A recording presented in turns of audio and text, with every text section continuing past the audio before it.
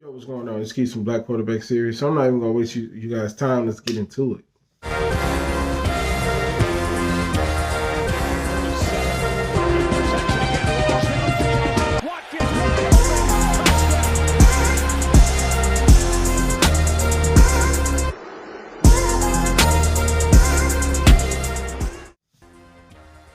So we're gonna start with game one: Saints versus Tom Brady.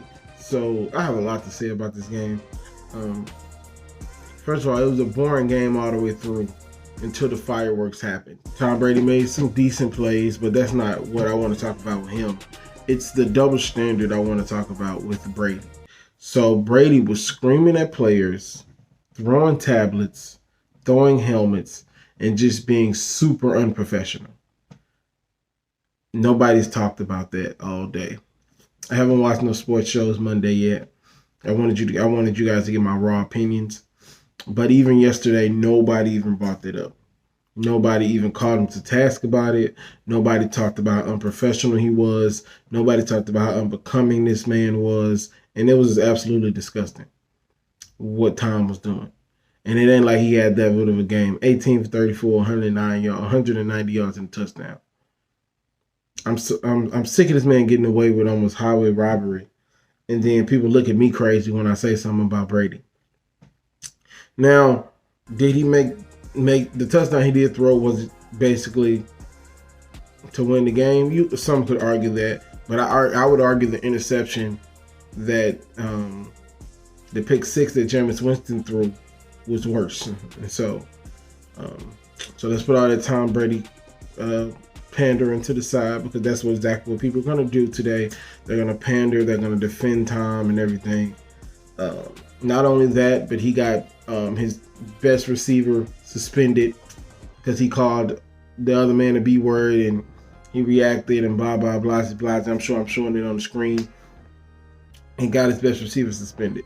But even with that being said, they only won by one touchdown. Well, they won by 10, but it was a lot closer than the score entails. It was 3-3 most of the game. It was 3-3 most of the game, and then the fireworks happened, and then some mistakes by Winston and some execution by the Bucs ended up winning. So we're gonna break down all three interceptions that Jameis Winston did. And before I say that, Jameis Winston was 25 for 40, 236, a touchdown, and 3 interceptions. So the first interception was an underthrow. You got to throw a better ball than that. You much rather throw it out of bounds than underthrow it. So that one was a pick, but he was trying to get something going. It was a 3-3 game at that point. Is it a 3-3 game or a 3-10 game at that point? He was trying to get something going. The second pick was another bad one. It was also another bad one, but that one wasn't as bad. I think the defender just made a great play on the ball, and Jameis didn't see him. But the third pick was the worst one. The third pick was the pick six that led to them even winning by 10. Because if not for that case, and this is always the case with Jameis, they were driving to score.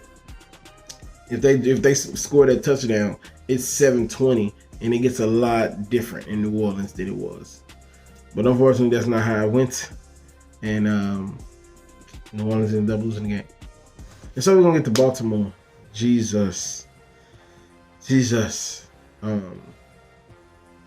So Baltimore was 21. Well, Lamar was 21 for 29, 318 yards, 3 touchdowns, 9 rushes, 112 yards, 2 touchdowns.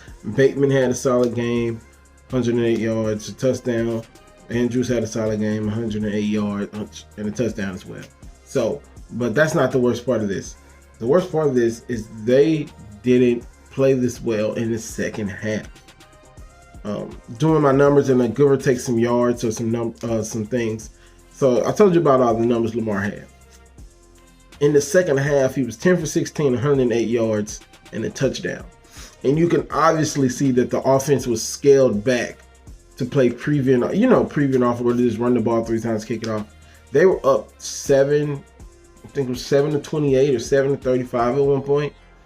And they let Tua and them boys score 28 points in the fourth quarter and then get to overtime and to lose the game. You're not supposed to lose this game. At some point, it comes down on coaching. And this was a coaching loss. You was beating their head in. You was making a great plays. You was doing what you needed to do on offense, and you was doing what you needed to do on offense. But you picked your sword up, and he wasn't dead yet. They should have kept passing it how they was passing it. They should have kept mixing it, because in the second half it got very, very one-dimensional, to the point where you're like, Greg Roman, what are we doing? We balling right now. Keep playing the game that you were playing. Now it says he threw. Now for my calculations. Now let me know if I'm wrong. 10 for 16, 108 yards and a touchdown. You might say, oh well, Lamar just didn't execute in the second half.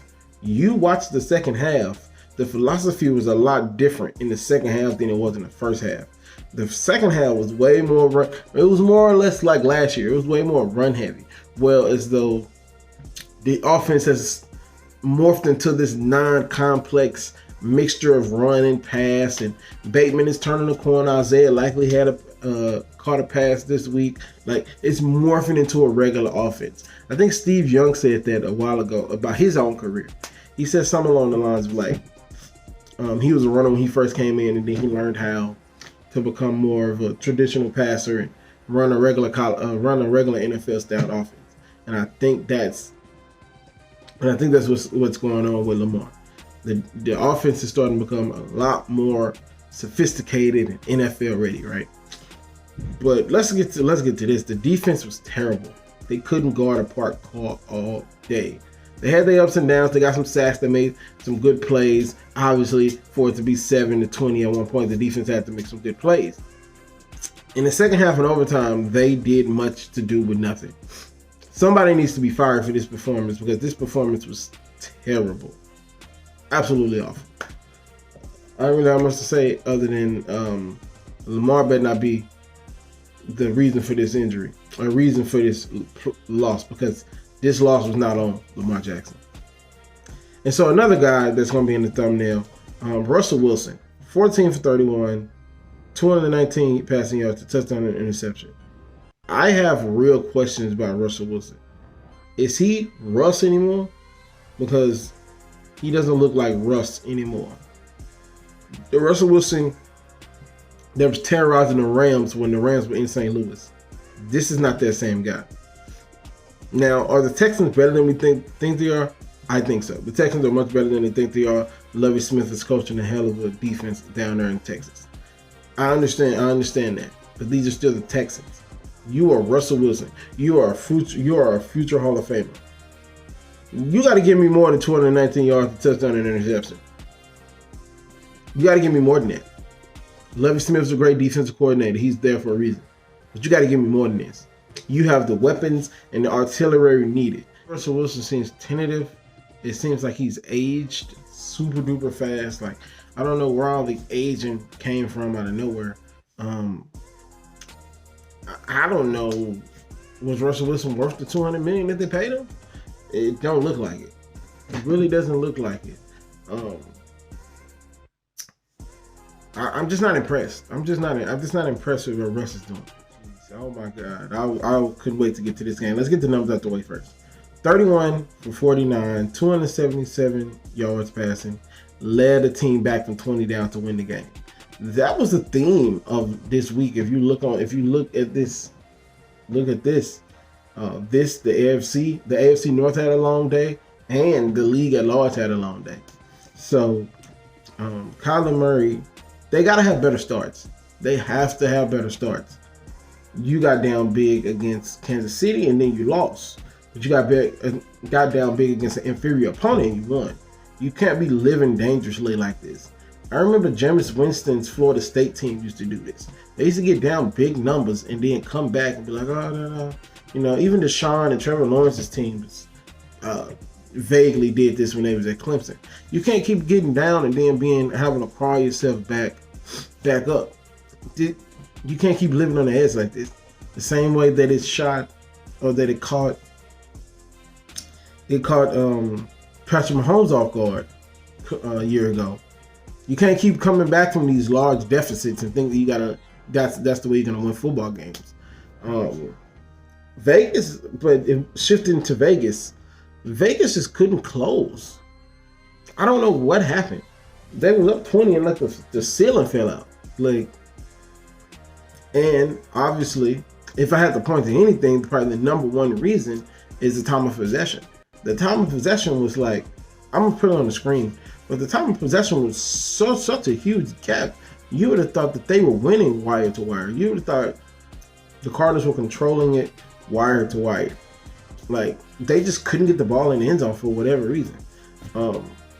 Kyler Murray is special. Now, he's worth $200 million. He showed you why he was worth $200 million yesterday. I'm sure I've shown it 3-4 times by now, but this guy here is special. This guy here is special. It's no more I can say. Just watch the highlights that I'm showing and enjoy it, because this guy is something special. He don't look like he needed more studying. And so, Cleveland. They gave up like a 2-touchdown lead with a minute and a half to go. Jacoby Brissett, 227 yards, 22 for 27, 229 yards, touchdown and interception. Flacco looked like it was 2012. I'm not understanding how you let Flacco go crazy like that. You were up 17-30 with 2 minutes to go, and the kicker missed the field goal and it cost y'all the game. It should have never even came down to a field goal. You got to recover the onside kick and get a defensive stop in the fourth quarter. Like, I think I've said this before, Cleveland's defense is way too talented and way too expensive to be giving up almost a 20-point lead to the Jets, to an old man Flacco. Like, come on. Now, granted, this doesn't happen if Deshaun's in there, and I just need them to hold serve above water until Deshaun gets back in week 11. But, and the division doesn't look like it's going to be as difficult as I previously thought it would be. But, God, man, that was a rough loss. Really, really rough loss. Cooper Kupp played well. They rushed for almost 200 yards. They rushed for 184 yards. So, they did everything but win the game. Simple as that. And so the final game, if you didn't watch my reaction to the Eagles game, it'll be at the end. It'll be at the end card. So just stay for that. So Trey Lance. Man, actually I have two. I got to talk about the Bears game as well. But we're going to start with the Trey Lance injury. It's starting to get sad at this point with him. Is he ever going to be able to play a full season? And if he do play a full season, is he going to be what we thought he would be? Because let's say if Jimmy G goes and wins the Super Bowl. You almost got to trade Trey Lance at that point. And so he's broken.